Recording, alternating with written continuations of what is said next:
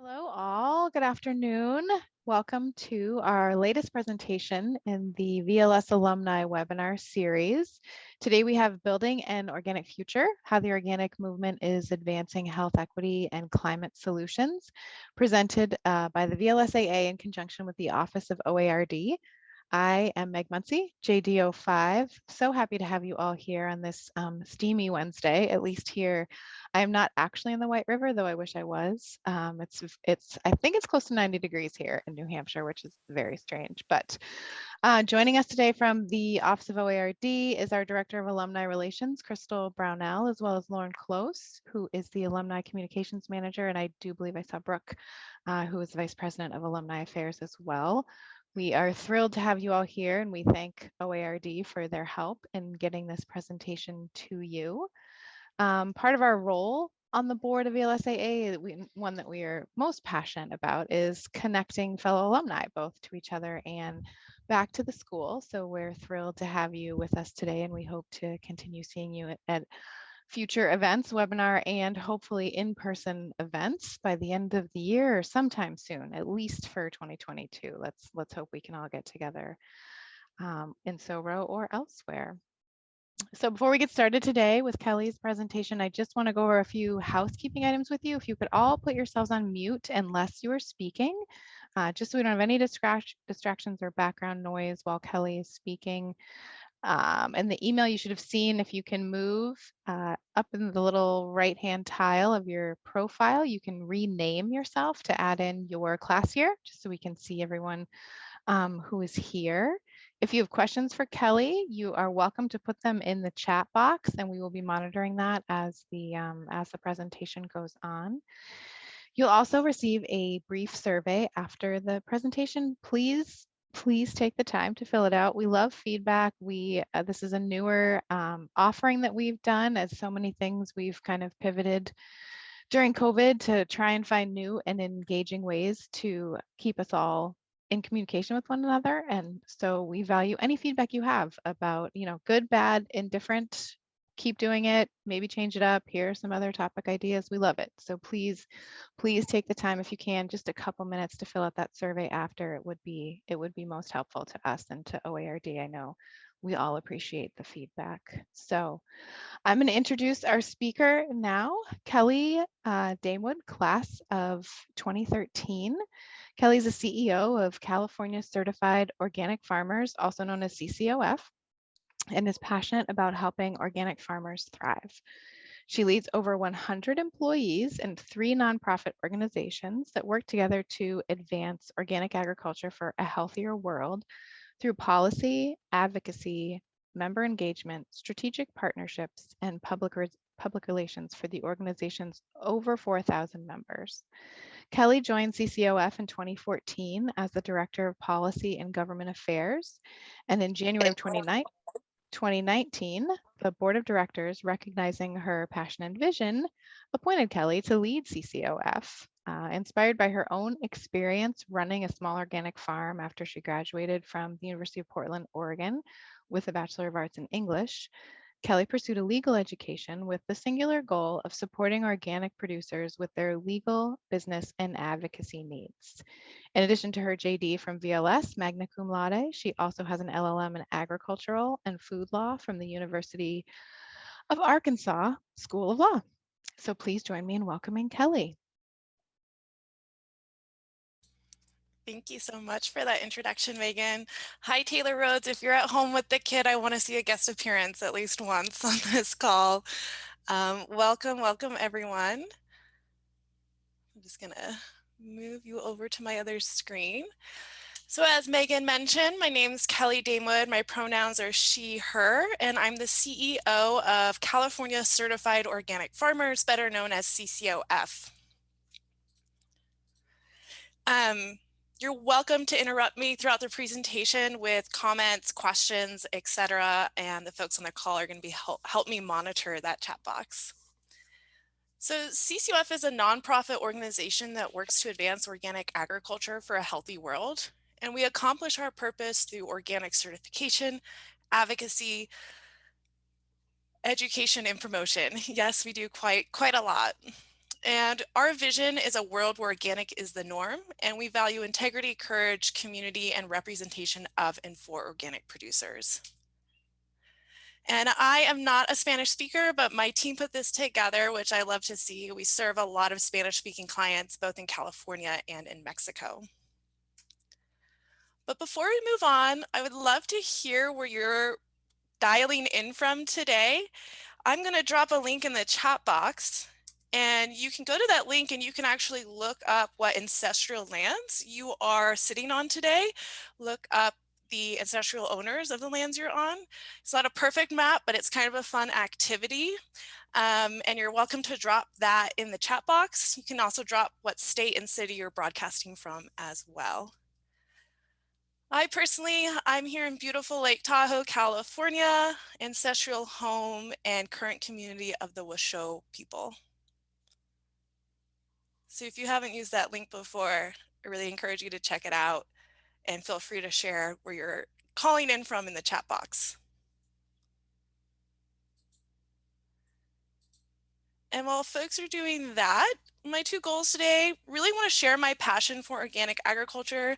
I know all of us from Vermont Law School are at least somewhat connected to environmental public health, and I want to share my passion for organic agriculture as a solution and really be in conversation with you. So you're welcome to share what you're most interested in learning and hearing about today, and interrupt me with questions as we go.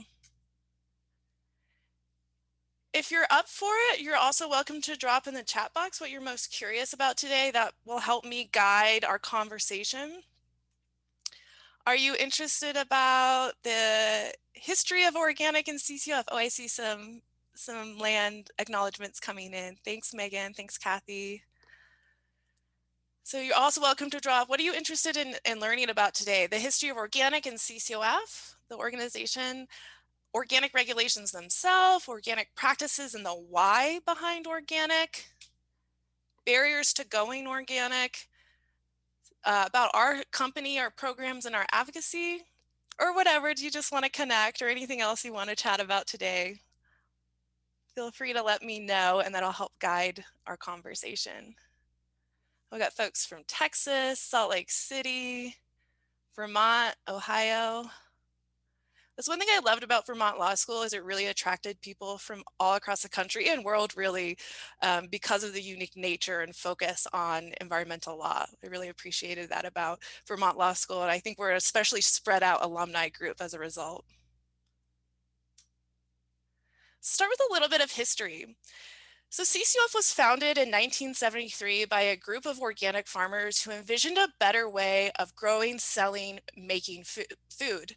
They rejected the conventional mindset that they had to rely on synthetic chemicals and grow large monoculture or single crop production systems. They were so dedicated to what they were trying to achieve that they started a certification standard where they held each other accountable. Most people don't realize that organic certification has very humble grassroots beginning. It literally started with farmers gathering in person right before Zoom, social media, really before internet took off. They would gather in person and hold each other accountable. They would say, you have to use this practice. You can't use this fertilizer. You can't use this pesticide. And they would passionately argue, debate, and come to agreement on what organic meant. And it was all designed around creating a foundation of integrity so that consumers knew what food they wanted, they knew to trust the organic label when they went to the store, and knew that there was truly integrity and meaning behind organic claims. So successful in building consumer awareness and desire for organic throughout the 80s and 90s that organic advocates actually created a federal organic standard. If you know anything about farmers, you know it is absolutely insane that farmers went to the federal government and asked to be regulated. But they truly wanted to bring integrity, and they wanted to make sure that integrity extended beyond state lines and allowed for international trade as well. So today, the USDA owns the organic standards and accredits organizations like CCOF to certify compliance to those standards. The number one question I get when people hear what I do is, but is it really organic? And I always enthusiastically answer, yes, absolutely. They're rigorous standards and they're enforced through an annual on-site inspection, as well as ongoing record keeping analysis and check-ins and organic system plan analysis throughout the every year. So there's a really robust certification process and federal standards backing up this claim, which is what makes it unique and sets it apart from all the other claims in the marketplace. Very simplified breakdown of what the organic standards are. And we're going to dig in more to the practices. I hear some folks are interested in learning more about organic practices. You know, most people think of organic as sort of this pesticide free, but it's really so much more. Yes, there's prohibited practices. Synthetic inputs, synthetic pesticides, fertilizers, herbicides are prohibited, as are GMOs, as are antibiotics and hormones. We don't use artificial growth hormones in organic livestock production or antibiotics. But there's also the requirements, not just what's prohibited. So organic producers must maintain and protect soil health, protect natural resources in and around their farm, and foster biodiversity. So organics come a long way since our humble grassroots origins. This upper left-hand corner, this is just a snapshot of some of our staff. Today we have about 150 staff and probably 40 plus contract inspectors working throughout North America. We're working in Canada. We've seen a ton of growth in Mexico over the last 5 years, which is really exciting. And we're starting to see expansion in states. Actually, we certify in almost all 50 states right now, even including Alaska. So exciting to see that growth. And I use producers as a shorthand and sometimes default to farmers, but we're working across the supply chain. So food manufacturers, like the bottom left-hand corner, an employee at Hodo Soy making organic tofu. We work with restaurants that elect to get certified organic, and even some large grocery stores who choose to be certified organic, like Whole Foods Market.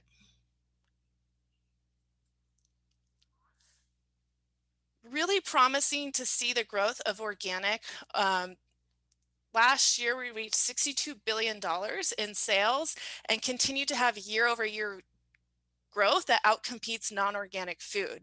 You know, there is the strong consumer demand, especially from millennial folks like me, but we're also starting to, and over 82% of families in the US buy organic foods. I think this stat is from I think it's 2018. I'll need to update this at some point. So I would actually imagine it may be even higher. And it's an increasingly diverse mix of consumers. Black and Latinx consumers are actually the fastest growing consumer group for organic foods. But despite this growth and this demand, depending on where you live, you likely can easily access organic foods at your grocery store. Organic is now in all major retailers. And so sometimes people take it for granted that, oh yeah, organic has really become a staple in our food system. But actually, organic still remains a tiny, tiny percentage of US agriculture. Less than 1% of land in the United States is farmed organically. So we have year-over-year growth in demand that outpaces non-organic food, yet we still remain at less than 1% of US agricultural land. And even in California, we're the top producing organic state, still less than 10% here in California. So a tremendous amount of opportunity to maximize the benefits of organic in our food system. So I'd like to hear from you if you're inclined. This is always a fun question to me, of what comes to mind when you hear the word organic. And you can drop it in the chat box. I promise you won't offend me if you say expensive or any other, maybe not, you know, flowery, wax poetic of organic. But if you want to drop that in the chat box, it'd be kind of fun to hear what comes to your mind when you hear organic.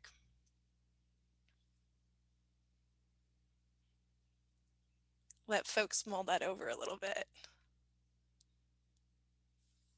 healthy food, carbon, organic chemistry, pesticide free.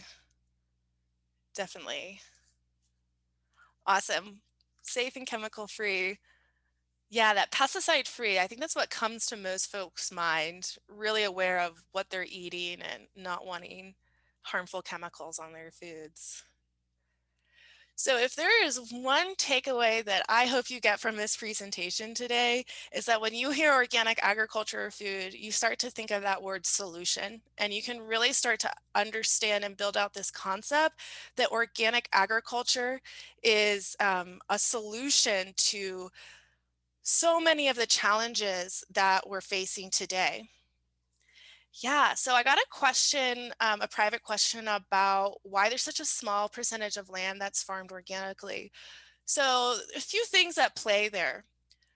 First of all, you got to think about the kind of things that are grown organic. So the crops that have done really well in organic, definitely fresh produce, fruits, tree, increasingly tree nuts, but less so on corn, soy, and more commodity crops. But that is something that we're trying to change. We actually did a contract with Anheuser-Busch last year to train a lot of their barley farmers on going organic. So there's a lot of opportunity to transition commodity crops. There's some challenges there, cultural mindset, as well as right now, folks have been fined to import those types of organic commodities. If you know much about agriculture in the United States, the fact that we import organic soy and corn is a little bit strange because we're huge exporters of soy and corn traditionally. And so I think there's both a cultural mind shift there that needs to happen, as well as training and education resources. Keep in mind that organic has really been left out of traditional agricultural college programs and traditional extension agents throughout the country that help farmers. There's still a huge backlog in needing to invest in folks who are experts in organic and build out the education systems. Another core reason why organic remains low at less than 1% in the US is livestock. So livestock rangeland is a significant portion of agricultural land. And there's a number of challenges in transitioning livestock to organic. The dairy market has been really challenged over the last few years, but has been traditionally a really great market and premium price opportunity for dairy farmers. Some really big challenges infrastructure wise. So if you're going to sell livestock products as organic, you not only need to raise the cow organically, but you also need to process that beef in a certified organic facility. And for a number of reasons, there's just a severe lack of infrastructure for organic processing in the livestock sector. So it's a sort of a perfect storm of factors, I would say. And perhaps one of the biggest barriers to going organic, and I'm sorry, I don't have any slides about this. To go organic, it's essentially a 3-year transition period to transition conventional land to organic. This is a simplified version of the regulations. That 3 years is a huge, huge challenge. You are learning new systems. You are losing conventional inputs that you used to rely on. Your toolbox is going to look really different. You're going to have to spend time rebuilding your soil health. And as you're making those shifts in practices, you're likely to see an initial yield drop, which can be, challenging for your profit margins. And during those 3 years, you can't market as organic. So you have this 3-year really tough growth period. And I'll talk a little bit later in the presentation about how CCOF helps producers overcome those challenges. But it's a great question. Why not increase organic at this point? So let's dig into some of the problems that we're facing today and how organic is a solution. I don't need to tell you that climate change is a serious problem, but I thought I'd spend a little time explaining how it impacts our food system. So changing climate conditions has led to increased droughts and increased flooding. And without healthy soils or overflooding, the soil can't hold that water capacity and can cause a lot of damage to the farms. Additionally, just lack of water resources. Here in California, we depend a lot on snowpack melt to recharge our water resources throughout the year, but we're having warmer and warmer winters and less snowpack and less recharge of our water resources. Additionally, the impact of changing weather patterns changes pest and disease pressures. So farmers are facing pest pressures that they may not have, seen before. Changes in chilling weather. So things like fruit trees and some tree nuts, they need a certain amount of chill hours a year to produce the crop. And changes in temperatures, it remains to be seen how much that's going to impact those crops and those productions. And then last but not least is heat stress. So heat stress on livestock. California folks are even talking like, are we going to need to move all of our livestock to higher elevations? And extremely important is heat stress on farm laborers. So the people who are tending the fields, harvesting our foods are working under pretty severe heat conditions that are only expected to get worse. In California, our major agricultural areas are already at their max temperatures, and it's a really serious concern for the future of farm labor. But the good news is that organic is both highly adaptable and able to mitigate climate change. So organic agriculture focuses on building really strong soils. So conventional agriculture they tend to rely on chemicals to provide the fertility, which can result in weak crops, and then in turn they rely on chemical pesticides and herbicides. Additionally, they tend to grow one crop in a more monoculture system, which can also increase pest and disease pressures. But by building healthy soils, organic producers are growing more resilient crops that depend less on outside inputs and have more resilience. The importance of healthy soils when it comes to water cannot be overstated. Healthy soils retain more water, incredibly important for arid areas like Mexico, California, Arizona. And so in addition to helping to conserve water, protects water quality. In California, we have had a number of challenges where communities no longer have safe drinking water because of agricultural runoff, in particular nitrogen. And that tends to impact farm worker communities most because they tend to be living in the agricultural community areas. So healthy soils are a huge way that organic producers help adapt and stay resilient to changing climate conditions. But a really amazing thing about agriculture, really unique to the industry of agriculture, is there's actually the opportunity to sequester carbon. Healthy soils can actually draw carbon down, and so there's a ton of research and energy around encouraging producers to really build out regenerative soils designed to help mitigate climate. And just one more note on the use of synthetic inputs. The mere fact that organic producers aren't using that helps reduce emissions as well, because there's quite a bit of greenhouse gas emissions that go into manufacturing those. So a little bit about international trade. That's a really great question. I'm going to come back to that later in the presentation.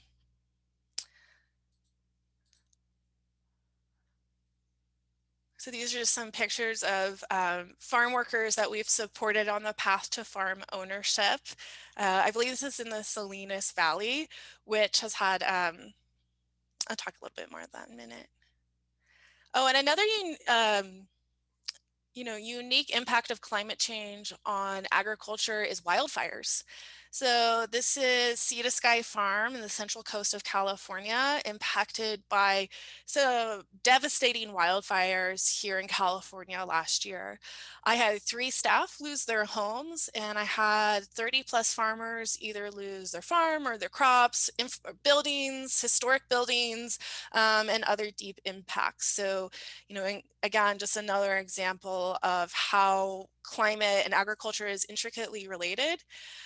I mentioned that organic soils can sequester carbon. Organic livestock grazing can also help mitigate wildfire damage. Controlled grazing can help reduce fuel for wildfires. So that's something we're exploring with the California legislature right now and seeing if we can invest and plan out wildfire mitigation by supporting organic livestock producers. So we talked about climate change. Now I want to talk about health equity.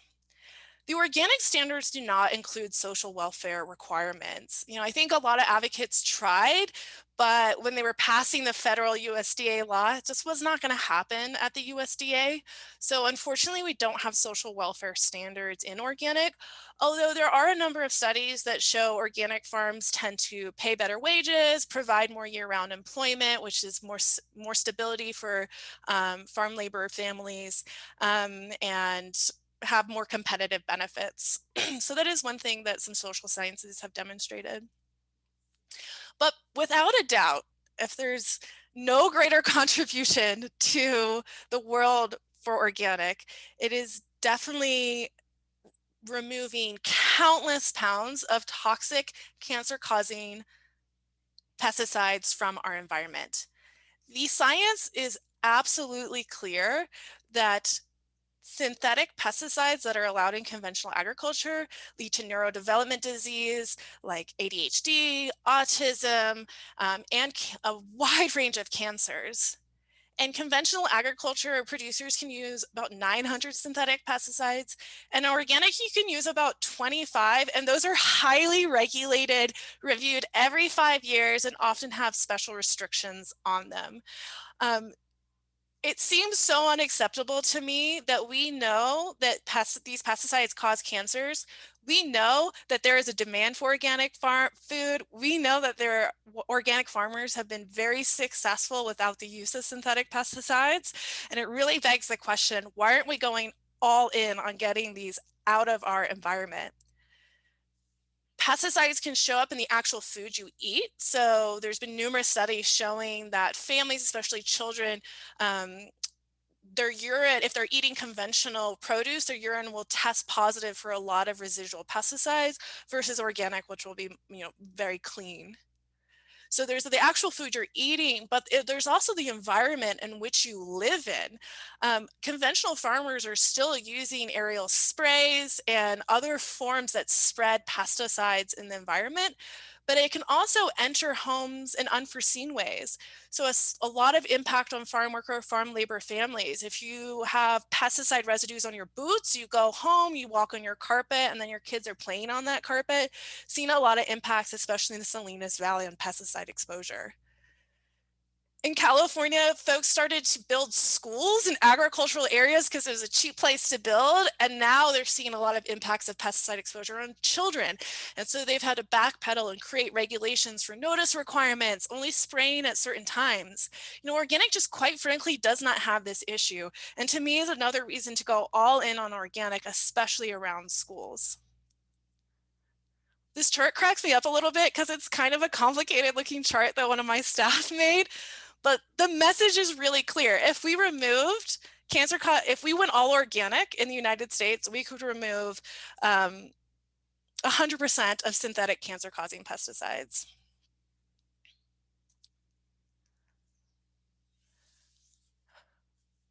So I wanted to also share this photo. I admit this presentation is sort of a hodgepodge of a lot of different slides.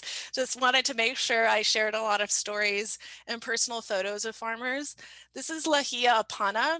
She and her husband run an organic farm in Maui, and they are using native tradition farming systems and growing teas from plants that are endemic, so unique to Maui. And so rebuilding and getting back in touch with that local food systems in Maui, and doing it organically because they want to protect and steward the land that they are farming on. This is Catherine. I don't know Catherine as well, but she is farming in the Southeast, and she really started her farm by so much interest from friends and neighbors who really wanted access to healthy, fresh foods. There's just not a lot where she lives. So she really started to build out her farm, and we were able to provide her with some grant funding to support her farming journey. And in fact, farming is a volatile industry in itself, but especially organic farming, you have less support systems than conventional farmers have in terms of government funding and investment. So we have over the years put together different types of grant programs to help farmers who are beginning their organic education or who are on the trying to get through a hard time. Maybe they experienced a loss during the pandemic, etc. And we also have robust training programs and resources. So if you're interested in learning more about organic practices themselves, I heard there was an organic gardener on the call. We have a YouTube page where we're building out resources on, there's a wealth of resources on how to actually farm organically.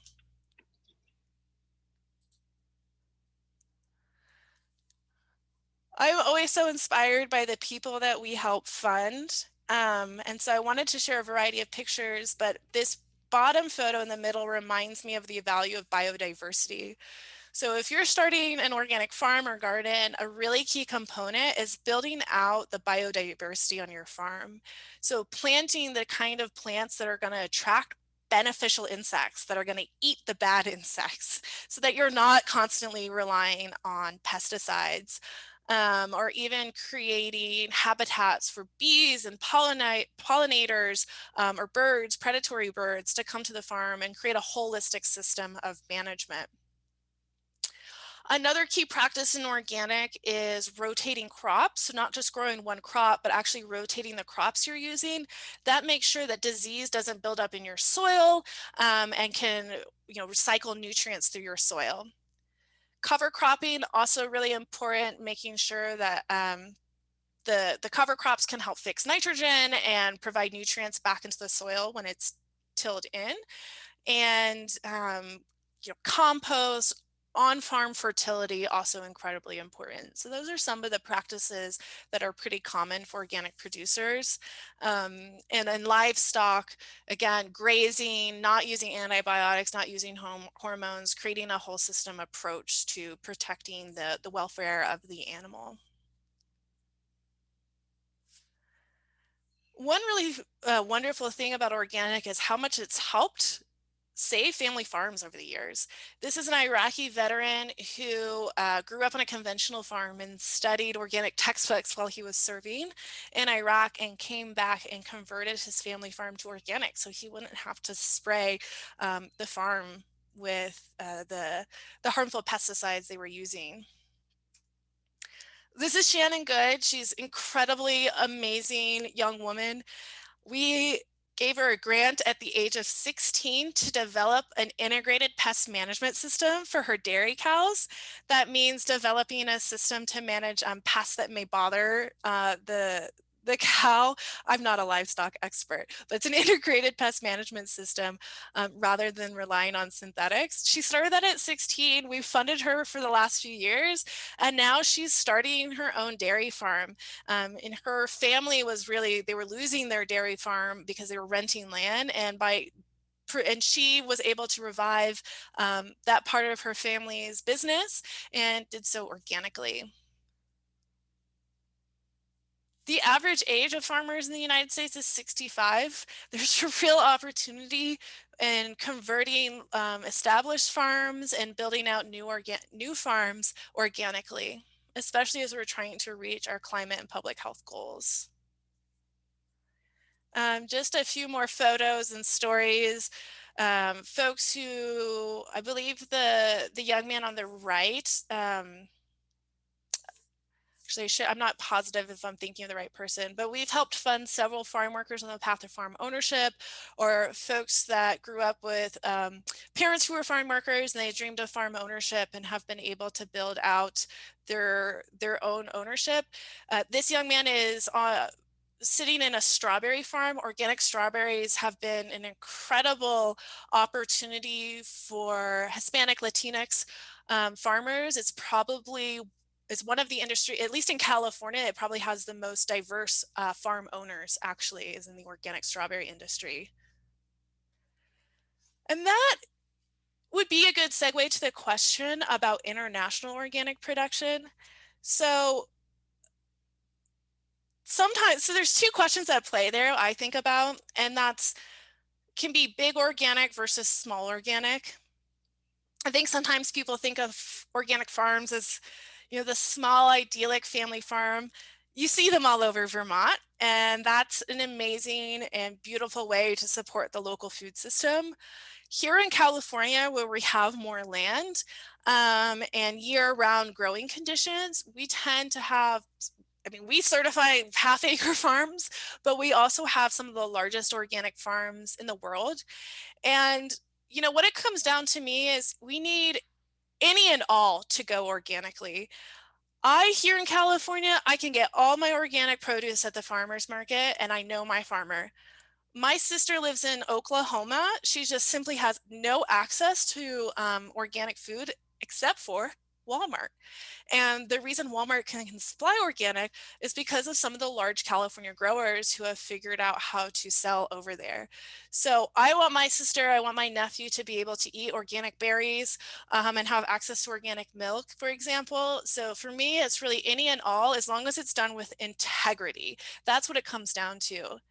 One of the largest organic companies in the world, you probably have eaten their carrots before. They are the epitome of doing organic at a large scale with integrity. If you tour their farm, they will explain their complicated southern crop rotation soil health building methods, and it's super inspiring to see how they're now starting to actually reach a global market and starting to bring organic carrots globally. And I know that brings up issues of carbon footprints and keeping food locally for the regional economy, but until we can get there perfectly, I think there is a lot of value. And again, there's only certain climates can only grow certain things. If we want to eat bananas here in California, we're going to have to import those bananas. So I'm referencing Cal Organic. They're really a high integrity company, Cal Organic. And they're a company that started conventional, and they still have conventional production. I would say them, Lundberg Family Farms, and a few other large producers are pretty much all in organic. And when they grow, they plan for growth only in organic. And I hear over and over again from very like traditional conventional farmers that when they went organic, it challenged them, but they learned a lot, and it made them better farmers overall. It made them have to understand soil health in a way they didn't understand before. So, you know, big, small, totally valid debates. I think it depends on the region, what your access is, what kind of foods you're eating. I really would love to, one thing that's really important to us is organic for everyone. So organic shouldn't be a food of privilege. People should have access and be able to afford organic anywhere they are. And some of the large retailers like Costco have gone all in on organic. In Northern California, if Costco is going to sell a ketchup, they're going to sell an organic ketchup. They're not even going to put conventional on the shelves.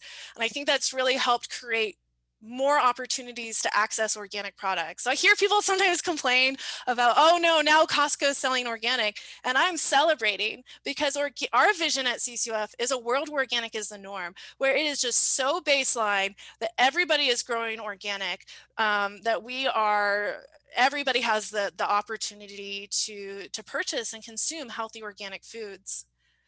A campaign that's been happening in California is to get more organic foods into schools. And some folks ask, well, why not just fresh fruits and vegetables? Like, shouldn't we just start with fresh fruits and vegetables?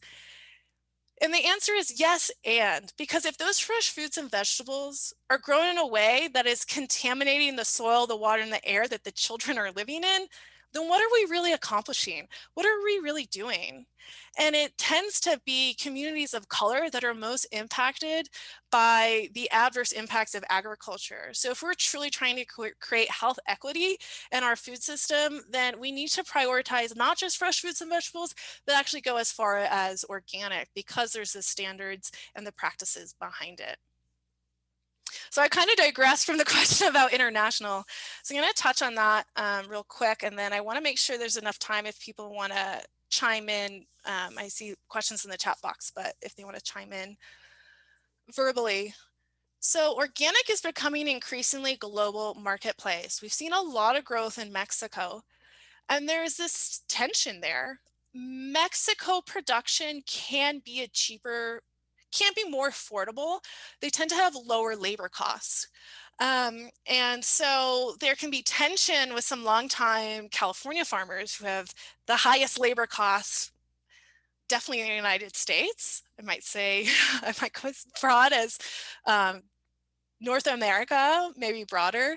So when you have California with very high labor costs and regulations competing with folks who have lower labor costs, there's definitely some tension that starts to happen there. But again, for CCOF, we always go back to our vision. We're envisioning a world where organic is the norm. That means we need everyone to grow organically. And if there's tension and competition, then let's grow the organic market. Right now, Mexico organic product is primarily imported into the United States. Let's grow the organic market in Mexico so that it can stay in their local food economy.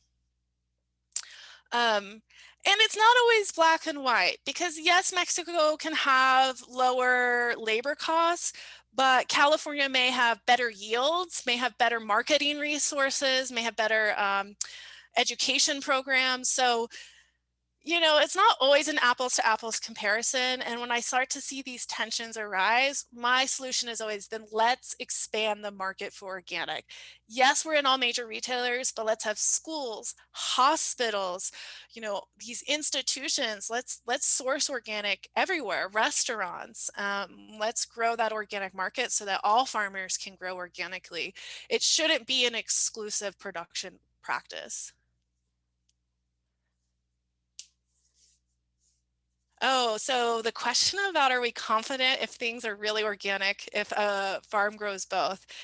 Yes, absolutely. So most people don't realize that organic farmers are actually required to mitigate contamination. So if you're farming next to a conventional neighbor, you know, if it's your own farm, you have a lot more control. You can really space out your parcels. But if you're farming next to your neighbor, you know, you have to do everything in your control to protect your farm. So that's why you'll see no organic farm don't spray. They'll build out buffers. They'll have to set back they may lose valuable farmland simply so they can set back and prevent contamination. If you're growing both, then you have to keep a detailed system plan of how you're preventing commingling. And we check that at our annual inspection. We also take residue tests to, you know, do checks and make sure there's not contamination. If there is contamination, then you can't sell that crop as organic. And if it is a federal standard, if you're found to be violating a federal law, there are severe fines, there could be jail time. You'll lose your organic claim, which is a very significant, because if a large company is selling organic, they've invested a lot into their marketing, a lot into their labeling, and their buyers are requiring them to sell organic. So it can completely destroy their business. So all this to say is there are requirements on how you prevent contamination, and that is closely monitored and checked. Admittedly, some crops like grains that are being imported in the United States have been more challenging to oversee, and the organic community has done a ton of work over the last few years to beef up how we monitor and oversee overseas production, especially for, you know, imagine a huge shipment of soy coming in, right? Making sure that that's not being commingled with conventional. You can't process organic crops in a facility that processes conventional crops unless that facility has been clean throughout. So even how things are processed is highly regulated. All right. I think I answered most questions in the chat box. It's 10:48. I just wanted to give you a sampling of the work and then I'll open up for questions. We're starting a cannabis certification here in California as a crop that deeply impacts our environment. We're thinking about regenerative certification. We've invested heavily in Spanish services to help diversify the types of producers who can go organic. We do trainings and grants. We love working with conventional farmers. We love opening their minds and their hearts to the idea of going organic. And I didn't talk much about it, but we're really the voice of organic in Sacramento, California. We also work strategic partners in Washington, D.C., and we have a big advocacy project with 40 recommendations to get to 30% organic land by 2030. And I put a link here. The real goal is that this kind of roadmap action plan will be replicated in other states. Oregon's already starting to get the wheels turning, but advocacy and really influencing regulation and policy is hugely important to the work we do and how I started at CCOF. All right, so drop in the chat box and then we'll open up for questions. What comes to mind now when you hear the word organic? Anything new coming to mind for you when you hear the word organic?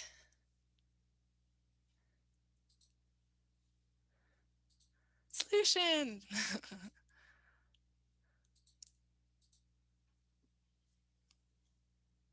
The norm. Love that. A world where organic is the norm.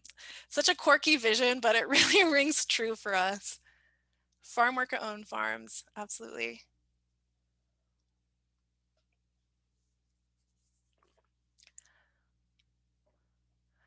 Yeah, so the question about do we award grants to farmers in states other than California? Absolutely. We work all throughout North America. Our advocacy is focused in California because that's where our expertise is, and there's enough to do in California to keep us busy. Between California and the Farm Bill, we stay pretty busy. But our grants, you don't have to be certified by us. You can be anywhere in the country. You don't actually have to be a certified organic farmer yet. If you have hardship or if you're just interested in pursuing organic education, we have grants for you. Could probably drop a link here in a minute if you know anyone. I think there was one question about the Farm Bill. We worked really hard in 2018. One of the wonderful things about organic is that it increasingly has bipartisan support. And so in the 2018 Farm Bill, we were able to get a lot of influential California Republican folks to support organic priorities, which I think made all the difference for us. And we got more funding for organic enforcement. We got more funding for organic research, which benefits all farmers because soil health building benefits all farmers. There's cost share funding that comes out of the Farm Bill, so that helps offset the cost of certification. Most folks don't realize that. They think getting certified is really expensive, but actually you can get a lot of reimbursement from the USDA and a number of other programs. Okay, but I think I've talked enough, so if anybody wants to come on camera or on audio and ask a question or share anything, you're welcome to now.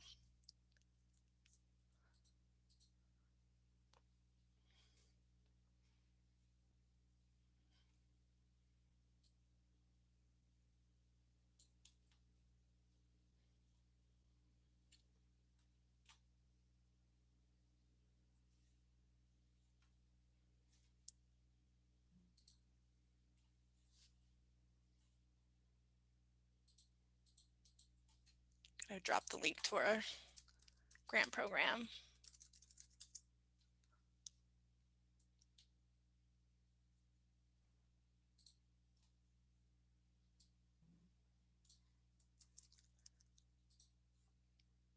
So this link is for our foundation. This is where we house all our feel good stuff, all of our different trainings and grant programs. Lots of resources there. Thanks, Kathy. Well, thank you all for your time and attention. I really appreciate you listening in. Stay in touch. I love organic, but I also love, leadership and business development, organizational development. We're doing a lot of work around diversity, equity, and inclusion right now. So I'm always eager to connect on those topics as well. But otherwise, thanks so much. Thanks to the Alumni Office for the invitation. Really appreciate you all.